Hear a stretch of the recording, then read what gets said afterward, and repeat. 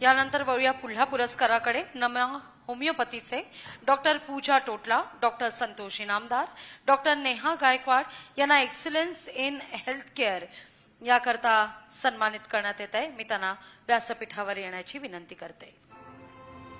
नमा होमिओपॅथीचे डॉक्टर पूजा टोटला, डॉक्टर संतोष इनामदार आणि डॉक्टर नेहा गायकवाड, जोरदार टाळ्या मान्यवरांसाठी।